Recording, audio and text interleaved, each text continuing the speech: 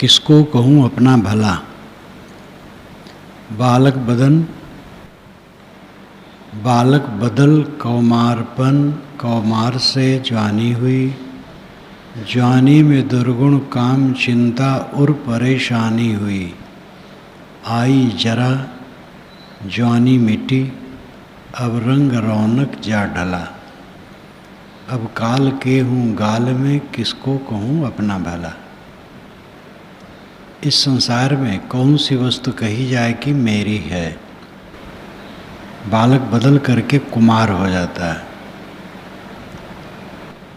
कौमारपन जवानी में बदल जाता है।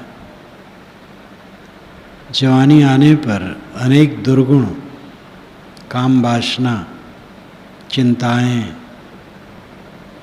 ये सब हृदय को मथने लगती है और परेशानी हुई। मन में उद्वेग, अशांति बढ़ गई। आई जरा जवानी मिटी, फिर जरा आ गई, जरा बुढ़ापा। जवानी चली गई, रंग रौनक जा ढला। शरीर के सारे रंग रौनक समाप्त हो गए, फीके हो गए। रस भरी आँखें खट्ट जैसे, दांत खिटपिटे और उखड़ भी गए। चाम में सिकन, पंडुपलासो, पीले पलास के पत्ते की तरह चाम का रंग। अब काल के हूँ गाल में, किसको कहूँ अपना भला। ये शरीर काल के गाल में पहुँच गया। दुख दे क्षणभंगी विनश्वर, ये भी है मेरी नहीं। भ्रमजन्य सपना सम दिखे, जो सर्प रज्जू में सही। जब तक सुखासा है जिगर, तब तक ये माथे है बला। मैं हूँ अकेला, आप खुद किसको कहूँ अपना भला। ये देह दुखमय है, क्षणभंगुर है, विनश्वर है, ये मेरी नहीं है। भ्रमजन्य, अध्यास से उत्पन्न है, सपने के समान है। रस्सी में सांप का भ्रम होता है, इसी प्रकार शरीर में सुखासा का भ्रम होता है। ये अविवेक है। मैं हूँ अकेला, आप खुद किसको कहूँ अपना भला। जो मैं तत्व है वो अकेला है। जीव अकेला है, जीव के साथ कुछ नहीं। बीच का झमेला क्षणिक है, फिर किसको अपना कहा जाए। माता पिता भ्राता सखा संगी हैं अपने स्वार्थ के। दारा सुता सुत मोह मम बंधन मेरे परमार्थ के। जो भामनी और भावती वो संग में करती छला। सब हैं लुटेरे देखते, किसको कहूँ अपना भला। संसार के संबंधी जन एक संयोग है। सबका अपना अपना स्वार्थ ही है, इसमें किसको अपना कहा जाए। अपने को सबसे निष्काम करने की जरूरत है।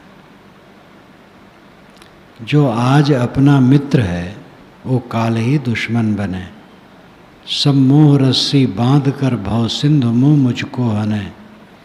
इस क्षणिक वर्ती सृष्टि में मन काल की ये है कला।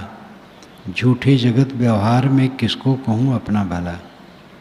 जो आज मित्र है कल दुश्मन हो जाता है, उदासीन हो जाता है। मोह की रस्सी में बांध करके हमें साथी बराती और डुबाने के चक्कर में पड़ते हैं।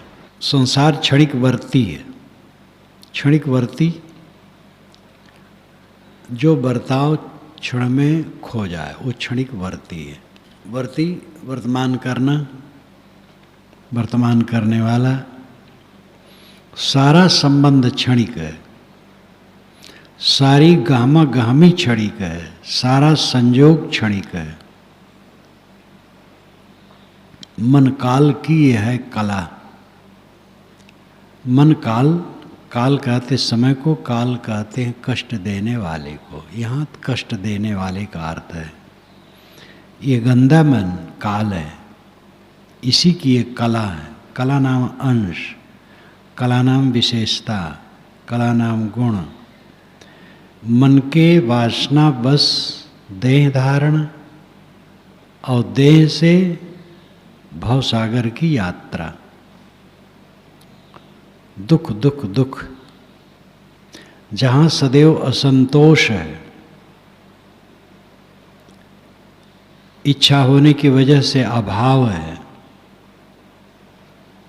शारीरिक पीड़ा है, रोग है, व्याधि है, मनुष्यों की अनमिलता है, स्वभावों की अनमिलता है, वहाँ सुख कहाँ है? सह करके, क्षमा करके, गम करके इस संसार में शांति मिल सकती है। सद्गुणों से शांति मिल सकती है और चीज़ों से शांति न मिलेगी। चीज़ों से केवल गुजर होगा और गुजर के अलावा फिर उपद्रव होगा। इसलिए सद्गुणों की जरूरत है। झूठे जगत व्यवहार में किसको कहूँ अपना भला? जगत का व्यवहार झूठा है।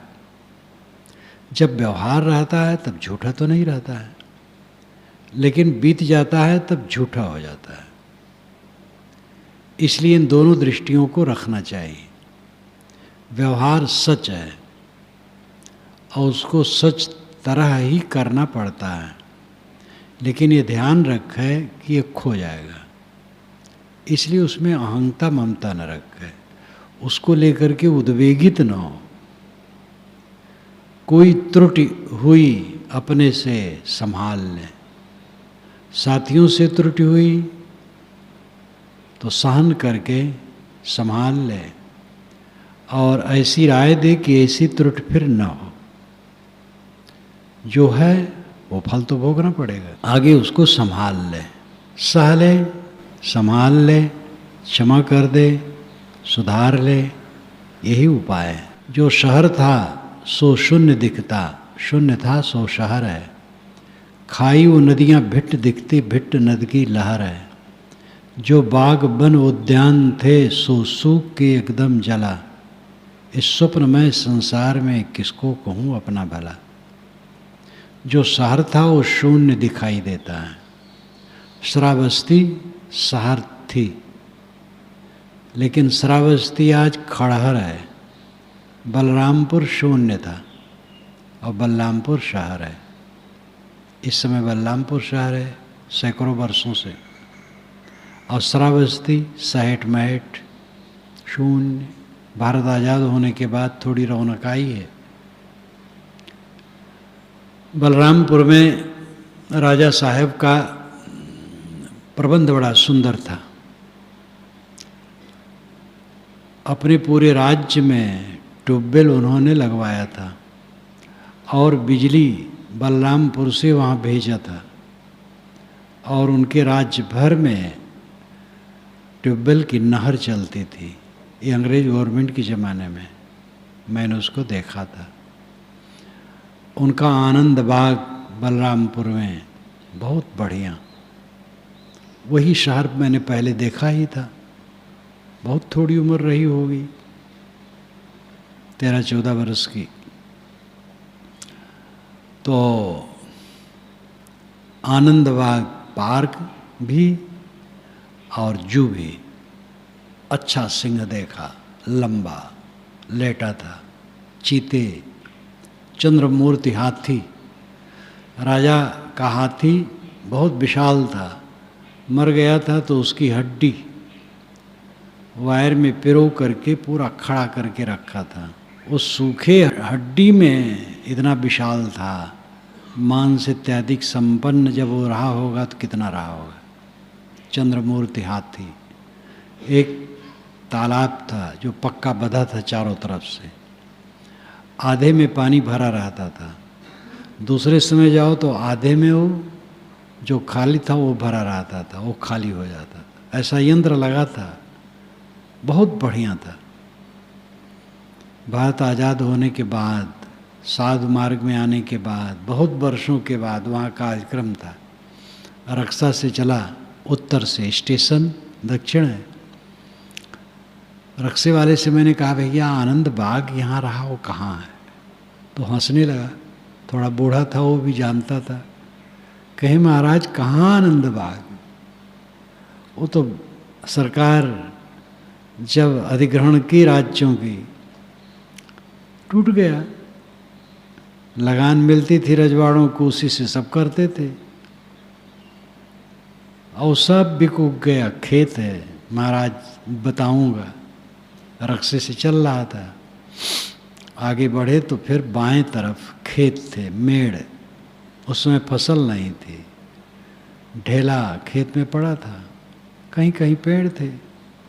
कि महाराज यही आनंद बाग है। अब आज वो खेत है, पता नहीं आज हो सकता मकान बन गया हो।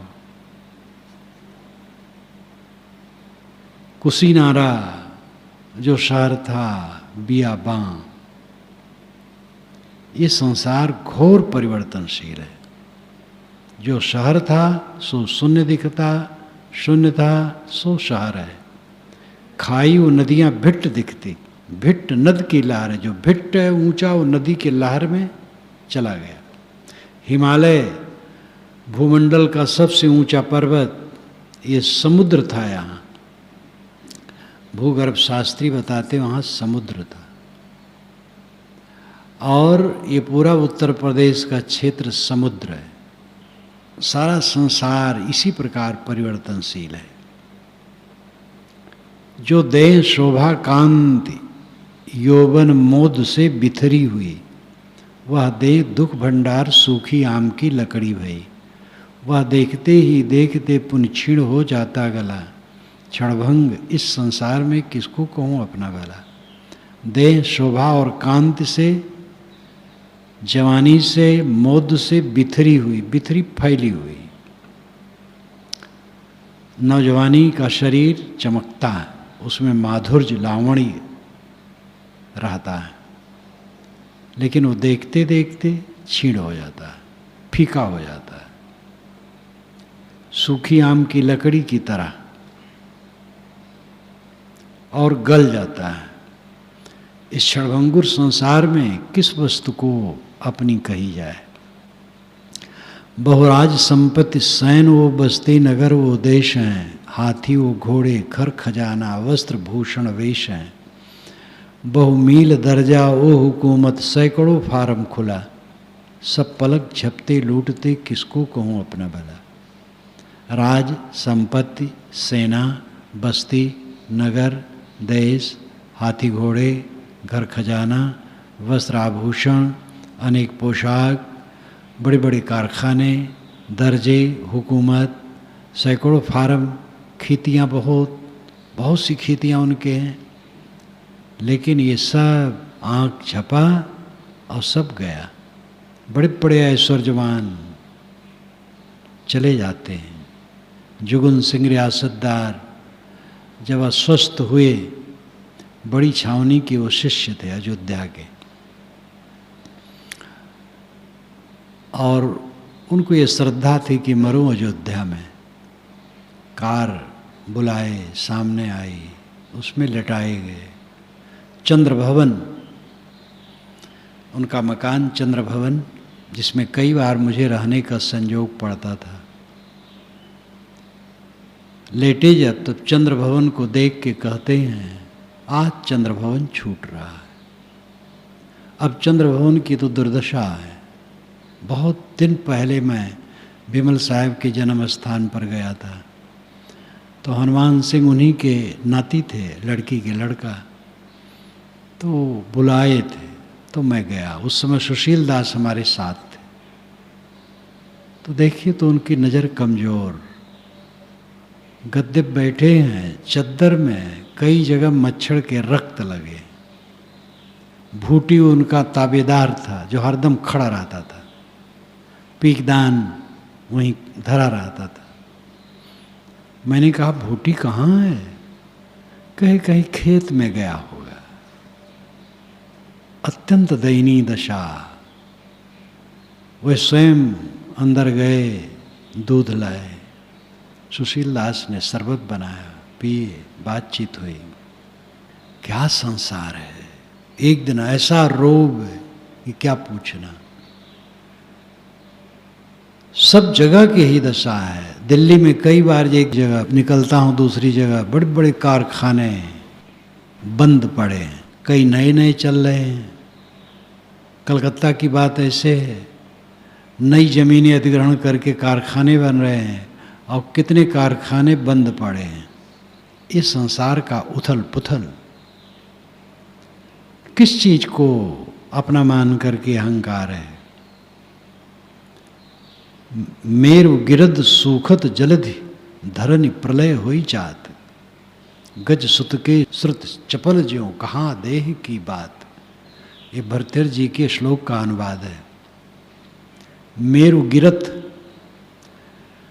मेरु पर्वत गिर करके नष्ट हो जाता है। सूखत जलधि, समुद्र सूख जाता है। धरनि प्रलय होई जात, धरनी में, पृथ्वी में भयंकर परिवर्तन हो जाता है। गज सुत के श्रुत चपल ज्यों कहाँ देह की बात। हाथी के बच्चे के कान हरदम चंचल रहते हैं। ये देह क्षणिक है। साथी मित्र उठ गए। जो मूढ़ मत के अज्ञ नर, वे ही जगत सत मानते। संसार प्राणी भोग तन से राग उर में ठानते, पर छूट जाता अंत में बेहाथ रहते कर्मला। इस व्यर्थ कौहट स्वप्न में किसको कहूँ अपना भला। जो मूढ़ मत के अज्ञानी मनुष्य हैं वही जगत को सत मानते हैं। जगत का मतलब है जो जायमान हो, गत हो, बने बिगड़े। बनने बिगड़ने वाली सत कहाँ है? हाँ, ये प्रवाह रूप नित्य है। ये चाँद, सितारे, पृथ्वी, भूमंडल, ये प्रवाह रूप नित्य है। लेकिन जिनमें हमारा मोह होता है तो निर्मित वस्तुओं में है, वो तो मिटता रहता है। संसार प्राणी भोग तन से राग उर में ठानते। अज्ञानी आदमी दुनिया में मोह करते हैं। ये सब छूट जाता है अंत में। बेहाथ रहते कर्मला, बेहाथ हो जाते हैं। कर्मला यानी हाथ को मल कर रह जाते, हाय छूट गया। इस व्यर्थ कौहट स्वप्न में किसको कहूँ अपना भला।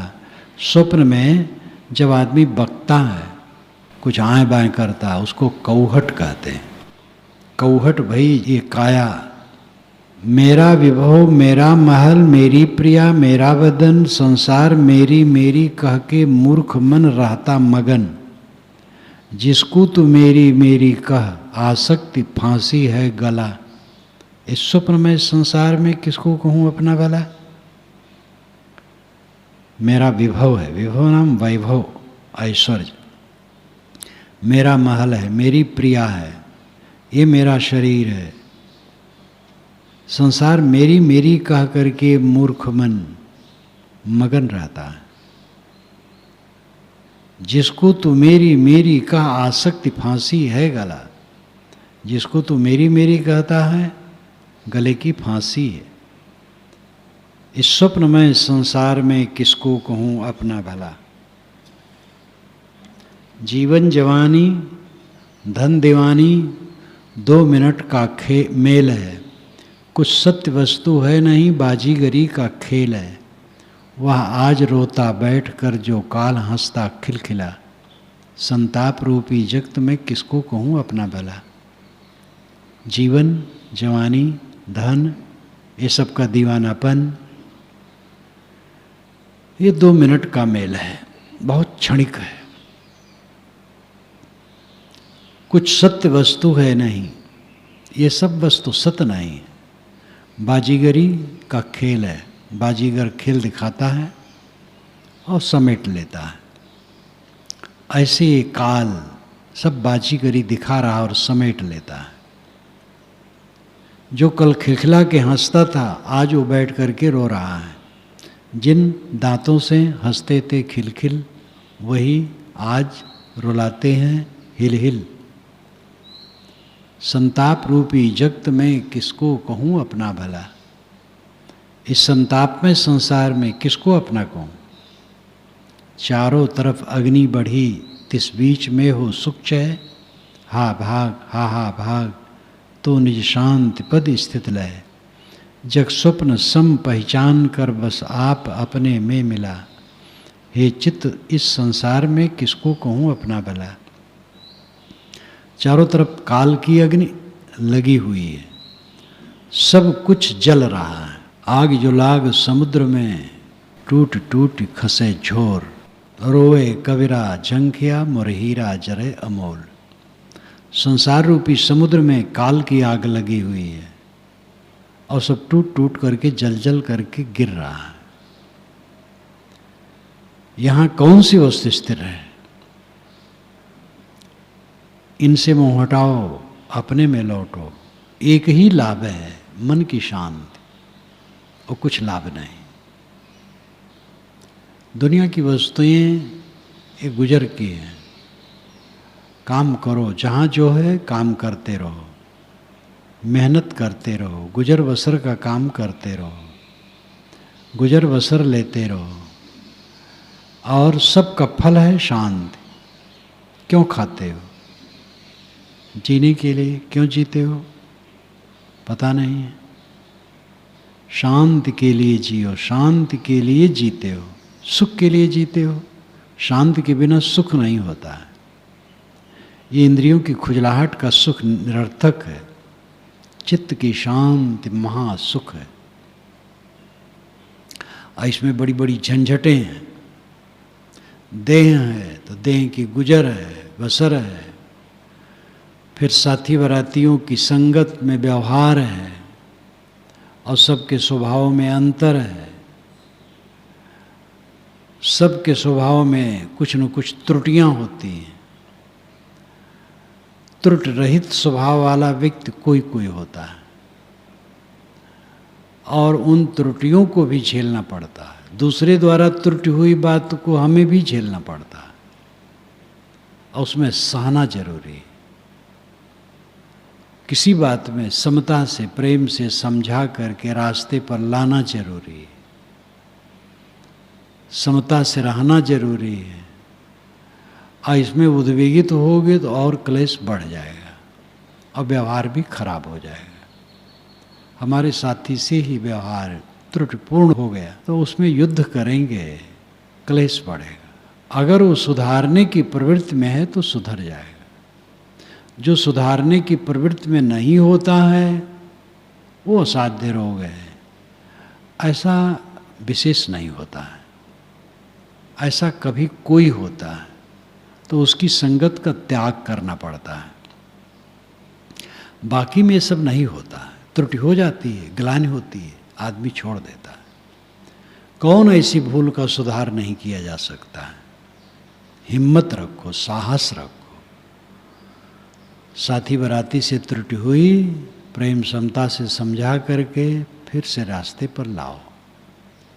भूले को सुधारो, सो सुधार हरिजन इमिले ही, दलि दुख दोष विमल जस दे।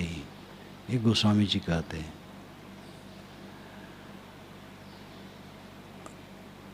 अपने आप को सुधार करके रखो और दूसरे के लिए सुधारने की चेष्टा करो। सोई हित बंधु मोहि भावे, जात कुमारग मार्ग लावे। ये कबीर साहब बीजक में कहते हैं। तो जीवन में द्वंद्व है, प्रपंच है। प्रपंच रहित जीवन नहीं हो सकता है।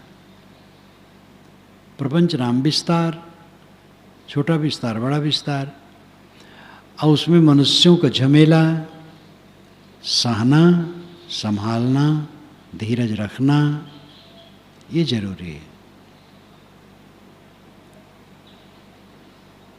शांति जीवन का परम सुख है। जगत स्वप्नवत है, इसका संबंध क्षणिक है। यह हमारे साथ रहने वाला नहीं है। ये समझ करके अपने मन को समेटो और अपने आप में शांति लो किसको कहूँ अपना भला, कौन सी वस्तु अपनी है? ये विचार स्थिर नहीं रहता है, इसलिए आदमी क्लेश पाता है। जर्मनी की एक लड़की से जब बात हुई तो मैंने कहा कि संसार की नश्वरता को देखो। कुछ मिनट कहा जब, तब उसने कहा कि ये विचार स्थिर नहीं रहता है। जो भारत के मनुष्यों के मन की बात है वही जर्मनी के मनुष्य के मन की बात है, वही अन्य अन्य देशों के, दूसरा लोग कोई हो वहाँ भी ऐसे होगा। ये मन जो है बड़ा विचित्र जंगल है। जब तक साधना में प्रबलता नहीं करोगे तब तक स्थिरता नहीं पाओगे। सारा जोर लगा करके साधना में प्रबलता करो, कुसंग का सेवन न करो। ज्ञान वैराग भक्ति में जो शिथिलता की बात करें और ऐसा उनका आचरण हो, ऐसे लोगों से दूर रहो। और व्यर्थ की क्रिया न करो, मन बहिलावन काज न कीजिए। सेवा स्वाध्याय साधना में रत रहो, अपने को कभी फुर्सत न दो। मैं साधु मार्ग में आया तो क्योटला के एक संत रहे, बहुत बढ़िया पारखी रहे, समाज में रहे देर बहुत समय तक। तो मुझे सब समय गतिशील देखते हुए कहें, मनुआ को छुट्टी नहीं देताणी। वह उसी तरफ के रहें तो वही भाषा पूर्व ही बोले। उस समय तो मैं भंडार बनाऊं तो भोजन सबको करा करके थोड़ा लेट लो, 10-5 मिनट सोऊं नहीं, फिर उठ जाओ। तो वह और विशेष कहें। तो निहाल साहब ने एक बार कहा कि आप अपने शरीर के साथ अति न कीजिए। भंडार बनाते हैं, थकते हैं, सो लीजिए 1 घंटा, तब पढ़िए उन्हें, तब बदल दिया। लेकिन कभी मैं खाली नहीं बैठा, सेवा का काम किया, स्वाध्याय का काम किया, साधना का काम किया, एकांतवास किया, टाइम निकाल कर, कभी भी फुर्सत नहीं लिया। और उसका फल मेरे जीवन में है, और जो टूटी फूटी सेवा हो रही है वो है। मुख्य काम तो है अपने मन को सुबस करना। कैसे नहीं सुबस होगा? मन ही तो सुबस होगा। यही तो सबसे सरल है। अहंता ममता छोड़ दो, विनम्र बन जाओ, व्यवहार में आशावान रहो। कि कैसे नहीं सुधार होगा? साथी बराती त्रुटि हुई तो कैसे नहीं सुधरेगा? सब सुधरेगा। प्रेम से रहो और समता से जियो, चाहे साधु हो चाहे गृहस्थ हो। श्रेणियाँ अलग अलग हैं, बात हर जगह वही है, प्राणी पदार्थ परिस्थितियों का। तो बोधबाद चक्कर ये बिरला पावे था।